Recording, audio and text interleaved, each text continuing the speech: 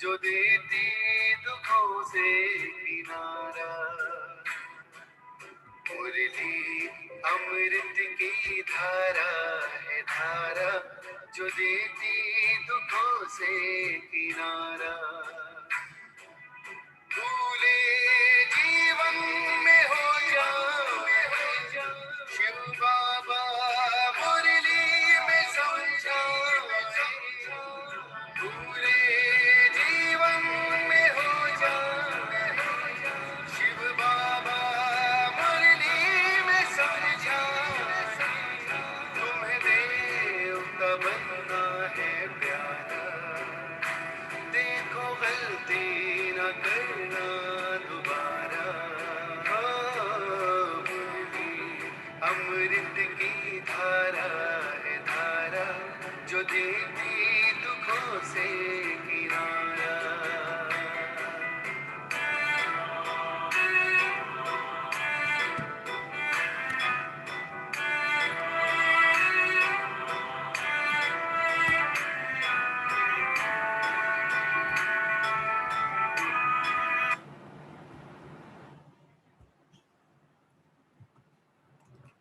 ओम शांति।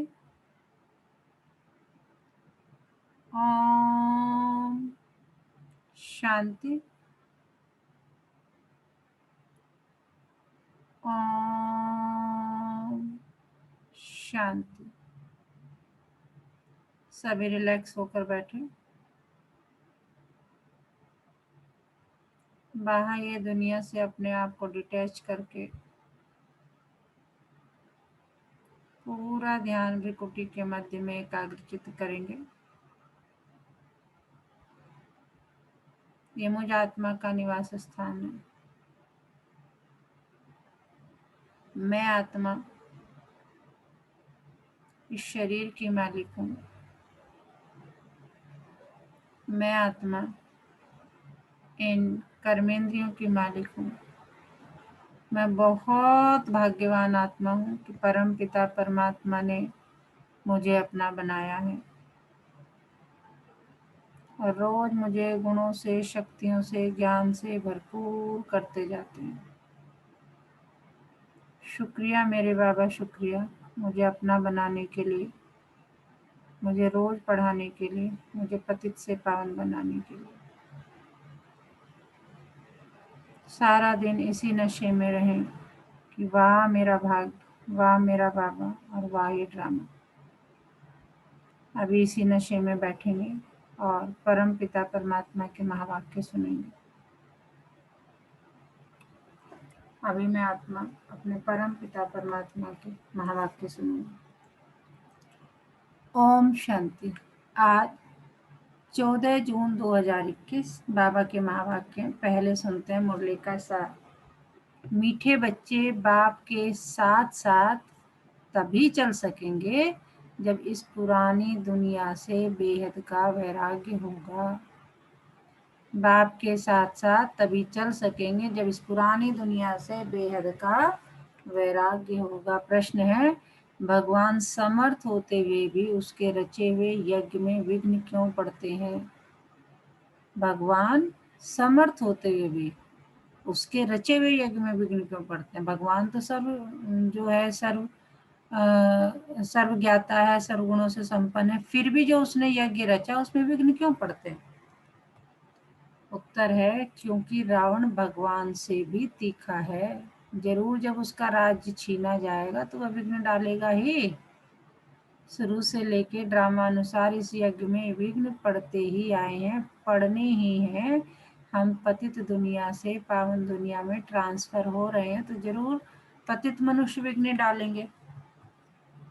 गीत है आज का, और दूर के मुसाफिर हमको भी साथ ले लें। ओम शांति। मीठे मीठे रूहानी बच्चों ने गीत की लाइन सुनी। जैसे वेद शास्त्र आदि भक्ति मार्ग का रास्ता बताते हैं, वैसे गीत भी थोड़ा रास्ता बताते हैं। वह तो कुछ समझते नहीं, शास्त्रों की कथाएं आदि सुनना वह जैसे है कनरस, कि अपने कानों को अच्छा लग रहा है तो शास्त्रों की कथाएं सुन रहे हैं। अब बच्चे जानते हैं दूर देश का मुसाफिर किसको कहा जाता है? आत्मा जानती है हम भी दूर के मुसाफिर है, हमारा घर कहाँ है, शांति धाम है। मनुष्य इन बातों को नहीं समझे तो गोया कुछ नहीं समझे। बाप को न जानने से सृष्टि चक्र को कोई नहीं जानते हैं।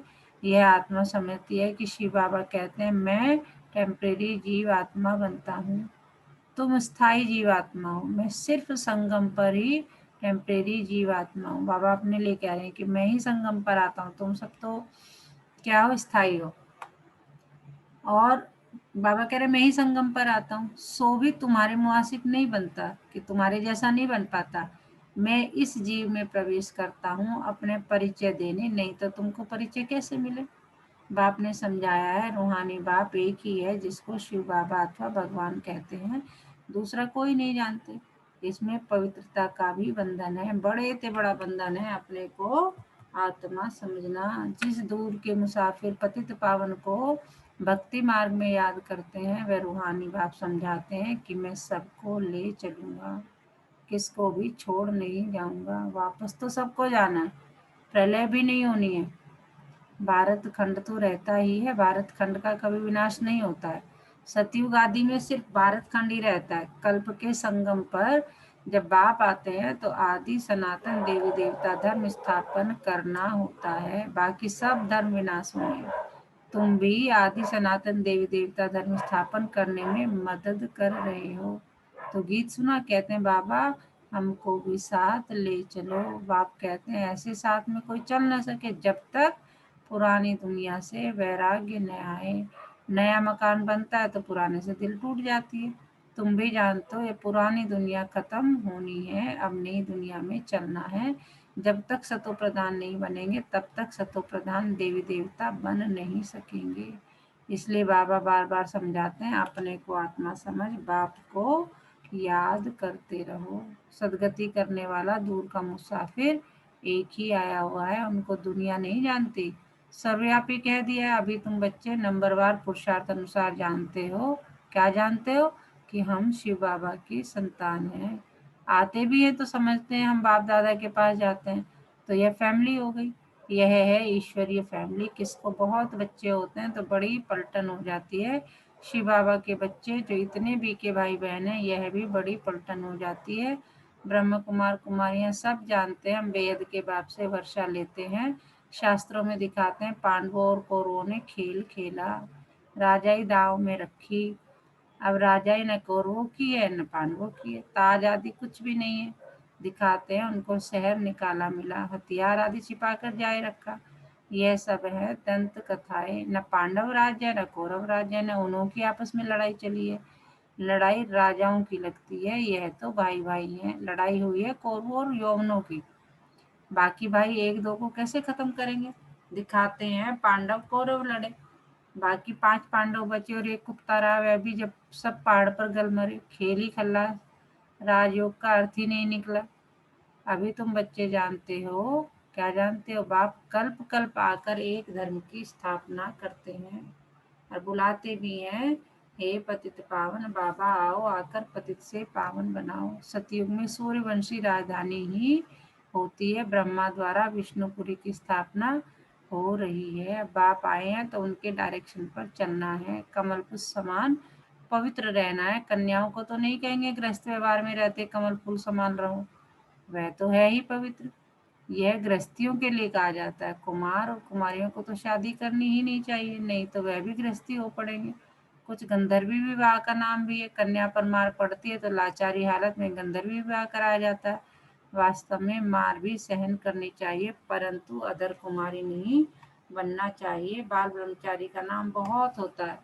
शादी की तो हाफ पार्टनर हो गए। कुमारों को कहा जाता है तुम तो पवित्र रहो। गृहस्थ व्यवहार वालों को कहा जाता है गृहस्थ व्यवहार में रहते कमल फूल के समान बनो, उन्हों को ही मेहनत होती है। शादी न करने से बंधन नहीं रहेगा। कन्या को तो पढ़ना और ज्ञान में बहुत मजबूत रहना है। छोटी कुमारियाँ जो सगीर है उनको तो हम ले नहीं सकते, वे अपने घर में रहकर पढ़ सकती है। माता पिता ज्ञान में आए तो सगीर को ले सकते हैं। यह तो स्कूल का स्कूल है, घर का घर है और सत्संग का सत्संग है। बाबा कह रहे हैं यहाँ तो क्या है, पढ़ाई भी होती है, स्कूल का स्कूल हो गया, और घर है, घर में जैसे घर में सारी सुविधाएं हैं वैसे है, और सत्संग का सत्संग हो गया। सत माना एक बाप, जिसके लिए ही कहते हैं ओ दूर के मुसाफिर। आत्मा गोरी बनती है, बाप कहते हैं मैं मुसाफिर सदा गोरा रहता हूँ, प्योरिटी में रहने वाला हूँ। मैं आकर सभी आत्माओं को पवित्र गोरा बनाता हूँ, और तो कोई ऐसे मुसाफिर है नहीं जो ऐसा काम कर सके। बाप समझाते हैं मैं आया हूँ रावण राज्य में, यह शरीर भी पराया है। तुम्हारी आत्मा कहेगी यह हमारा शरीर है, बाबा कहेंगे यह हमारा शरीर नहीं है, यह इनका शरीर है, यह पतित शरीर हमारा नहीं है, आते ही हैं इनके बहुत जन्मों के अंत में। जो नंबरवार पावनता वही नंबर वन लास्ट अर्थात अंत में विकारी बनते हैं। पहला नंबर 16 कलश संपूर्ण था, यानी हम सूर्यवंशी थे, है ना। सतयुग में 16 कलश संपूर्ण थे, है ना, और संपूर्ण निर्विकारी, और 16 कला संपूर्ण थे। अब कोई कला रही नहीं, पतित तो सब है ही। तो बाप दूर देश का मुसाफिर हुआ ना, तुम आत्माएं भी मुसाफिर हो, यहाँ आकर पाठ बजाती हो। इस सृष्टि चक्र को कोई नहीं जानते हैं, भल कोई कितना भी शास्त्र आदि पढ़ाओ, परंतु यह ज्ञान कोई नहीं दे सकते जो तुम्हें मिल रहा है ना। बाबा कह रहे मेरे सिवाय कोई नहीं दे सकता है ज्ञान को, भले ही कितना पढ़ा लिखा हो। बाप समझाते हैं मैं इस तन में प्रवेश कर इन आत्माओं को ज्ञान देता हूँ। वह तो मनुष्य को शास्त्रों का ज्ञान देते हैं, वह हो गए भगत। सदगति दाता तो एक ही है, वही ज्ञान का सागर है। उनको न जानने कारण देह अभिमान आ जाता। वह कोई यह तो समझाते नहीं कि अपने को आत्मा निश्चय करो, आत्मा पढ़ती है, यह कोई समझाते नहीं है, क्योंकि देह अभिमान है। अभी दूर का मुसाफिर तो शिव बाबा को ही कहेंगे। तुम जानते हो हम 84 जन्म का चक्र लगा चुके हैं। बाप कहते हैं 5000 वर्ष पहले भी समझाया था कि बच्चे तुम अपने जन्मों को नहीं जानते, और फिर से समझा रहा हूँ तुम्हें। मैं जानता हूँ गीता में आटे में लून मिसल कुछ है। कहते हैं हाँ, जो ज्ञान है गीता में है, जितने आटे में नमक होता है उस तरह का ज्ञान है। वही गीता का एपिसोड, वही महाभारत की लड़ाई, वही मनमना भाव मध्याजी भाव का ज्ञान है। माँ में कम याद करो, लड़ाई भी बरोबर लगी है। पांडवों की विजय हुई, विजय माला विष्णु की गाई जाती है। शास्त्रों में तो दिखाया पांडव गल मरे, फिर माला कहाँ से बनी। अब तुम समझते हो कि हम विष्णु की माला बनने यहाँ आए हैं। ऊपर में है पतित पावन बाप, उनका यादगार चाहिए ना। भक्ति मार्ग में यादगार गाया जाता है, कोई 8 की माला, कोई 108 की माला, कोई 16,108 की माला बनाई है। गाते हैं चढ़ती कला तेरे बहाने सर्व का भला। बाबा कह रहे जानते सब हो, ये सब जानते। अभी तुम जानते हो हमारी चढ़ती कला है। हम चले जाएंगे, कहाँ जाएंगे हम, अपने सुख धाम। फिर वहां से नीचे कैसे उतरते हैं, 84 जन्म कैसे लेते हैं, सारा ज्ञान तुम्हारी बुद्धि में है, जो मैं तुम्हें समझा चुका हूँ। बाबा कह रहे हैं मैं रोज समझाता हूँ तुम्हें, यह ज्ञान भूलना नहीं चाहिए। हमारे सब दुख दूर करने, श्राप मिटाए, सुख का वर्षा देने बाप आया है। रावण के श्राप से सबको दुख होता है, तो अब बाप को और वर्षे को याद करना है। तुम जानते हो हम सूर्यवंशियों ने भारत में राज्य किया। हाँ जी, तो क्या पढ़ाया बाबा ने अभी तक, कौन बताएगा।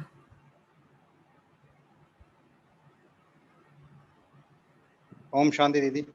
ओम शांति। मैम आज बाबा ना हमें याद दिला रहे हैं कि जब तक हम पुराने ज्ञान को धारण करके रहेंगे, हम्म। तब तक हम उसी पुराने ज्ञान के धारणा से जो रास्ते बने उन पे चलते रहेंगे। लेकिन अब मैं आया हूँ 5000 साल बाद, जो कल कल आता रहता हूँ, तो मैं नया ज्ञान देने के लिए। तो तुम इस नए ज्ञान को धारण करके सुखधाम शांति धाम में पहुंचो, जी। क्योंकि हमें जाना है वही है। हमारा तो आए हैं हम, तो जाना तो हमें है ही, रिटर्न टिकट हाँ। तो हमारा बुक है ना। तो बाबा कह रहे हैं कि वर्षे को, यानी कि जो उनका ज्ञान है उसको याद करो और बाबा से वर्षा लेके सुखधाम में पहुंच जाओ, क्योंकि ये दुनिया तो खत्म होने वाली है, बिल्कुल। ये बता रहे हैं बाबा। जी। बाबा कहते हैं कि भारत में ही शिव बाबा आते हैं, भारत ही स्वर्ग था, यह घड़ी घड़ी बुद्धि में याद करना पड़े।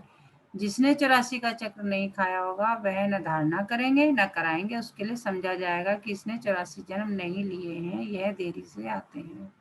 हाँ जी, समझ लीजिए। 84 जन्म लेने वाले हो या कौन हो जी, अनु जी। बाबा ने क्या कहा, जिसने 84 का चक्र नहीं खाया होगा वह ना धारणा करेंगे न कराएंगे।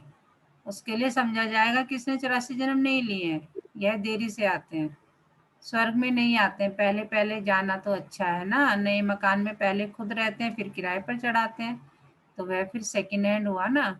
सतयुग है नई दुनिया, त्रेता सेकंड हैंड कहेंगे। तो अब बुद्धि में आता है हम स्वर्ग नई दुनिया में जाएं, पुरुषार्थ करना है, प्रजा भी बनती जाएगी, तुमको मालूम पड़ता जाएगा कि माला में कौन कौन पिरो सकते हैं। अगर किसको सीधा कहा जाए कि तुम नहीं आएंगे तो हार्ट फेल हो जाए। बाबा कह रहे सीधा किसी को नहीं बोलना, इसलिए कहा जाता है कि पुरुषार्थ करो, अपनी जांच करो कि हमारा बुद्धि योग भटकता तो नहीं है। तुम्हारा शिव बाबा से कितना लव होता जाता है, कहते भी हम बाप दादा के पास जाते हैं, शिव बाबा से दादा द्वारा वर्षा लेने जाते हैं, ऐसे बाप के पास तो कई बार जाए, परंतु ग्रस्त व्यवहार भी संभालना है। भल बहुत धनवान है परंतु इतनी फुर्सत नहीं, पुराना निश्चय पूरा निश्चय नहीं, नहीं तो मास 2 मास बाद आकर रिफ्रेश हो सकते हैं। उनको घड़ी घड़ी कशिश होगी, सुई पर जंग चढ़ी हुई होती है तो चुंबक कितना खींचता नहीं है। जिनका पूरा योग होगा उनको झट कशिश होगी, भाग आएंगे। बाबा अपने बात कर रहे हैं वहाँ की, मधुबन की, कि जो बच्चे जो है जिन्हें जरा सा भी वो होगा, कशिश होगी, तो वो क्या करेंगे, हर 2 महीने बाद 3 महीने बाद बाबा कह रहे यार रिफ्रेश होने आ जाएंगे। उनको घड़ी घड़ी रहेगा कि चलो भाई मिल के आए बाबा से। तो बाबा कह रहे सुई पे जंग चढ़ी होती है तो चुंबक कितना खींचती नहीं है, तो हमारी आत्मा पे भी जंग चढ़ी हुई है तो उतनी कशिश नहीं होती, खींचती नहीं है। जितनी कट उतरती जाएगी उतनी कशिश होगी, हम चुंबक से मिलें। गीत है, चाहे मारो चाहे कुछ भी करो हम दर से कभी नहीं निकलेंगे, परंतु वह अवस्था तो पिछाड़ी में होगी, कट निकली हुई होगी तो वह अवस्था होगी। बाप कहते हैं हे आत्माएं, मन मना भाव रहो भल अपने गृहस्थ व्यवहार में, ऐसे नहीं भाग कर आ बैठ जाना है, सागर पास बादलों को आना है रिफ्रेश होने। बाबा कह रहे अपने गृहस्थ व्यवहार में रह के मेरे पास तो तुम सिर्फ रिफ्रेश होने आ जाओ, फिर सर्विस पर जाना है, बंधन सब खल्लास हो तो सर्विस पर जा सके। माँ बाप को अपने बच्चों को संभालना है, बाप की याद में रहना है, पवित्र बनना है। बाबा कभी भी नहीं कहते कि तुम अपना परिवार छोड़ो, अपना कर्म छोड़ो, अपना, देखो कितने प्यार से समझा रहे हैं। बाबा कह रहे सब कुछ करना है लेकिन आ जाओ भाई कभी कभी। बाप ने समझाया, अनेक प्रकार के विघ्न ज्ञान यज्ञ में पढ़ते हैं, कहते हैं ईश्वर तो समर्थ है फिर विघ्न क्यों, मनुष्य को तो पता ही नहीं है। भगवान मतलब कहते हैं ना ये तो भगवान का यज्ञ चल रहा है और वो तो सब समर्थ है उसकी, उसमें क्यों विघ्न डालते हैं। बाबा कह रहे रावण भगवान से भी तीखा है, उसकी राजाई छीनी जाती है तो अनेक प्रकार के विघ्न पड़ते रहते हैं।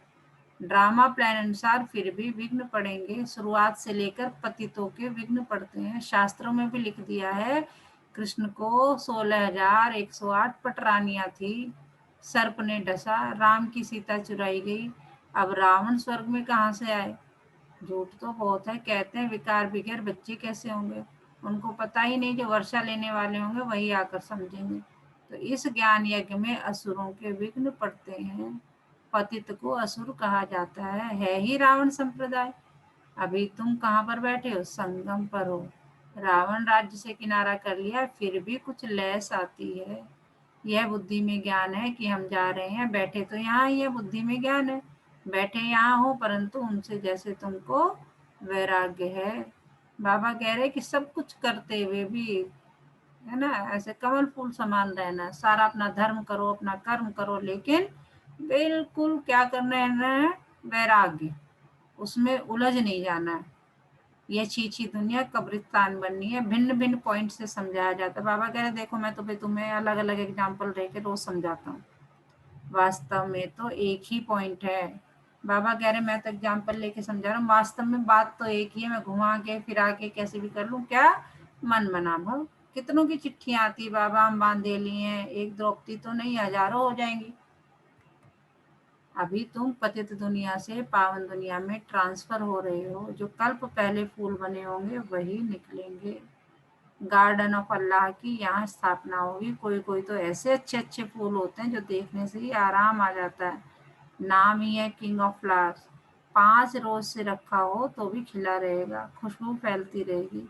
यहाँ भी जो बाप को याद करते और याद दिलाते हैं उनकी खुशबू फैलती है। सदैव खुश रहते हैं। ऐसे मीठे मीठे बच्चों को देख बाप हर्षित होते हैं। उन्हों के आगे बाबा की ज्ञान डांस अच्छी होती है। अच्छा, मीठे मीठे सिक्के लदे बच्चों प्रति माता पिता बाप दादा का याद प्यार और गुड मॉर्निंग। रूहानी बाप की रूहानी बच्चों को नमस्ते। हम रूहानी बच्चों की रूहानी माता पिता बाप दादा को सर्व संबंधों से याद प्यार गुड मॉर्निंग नमस्ते बाबा नमस्ते।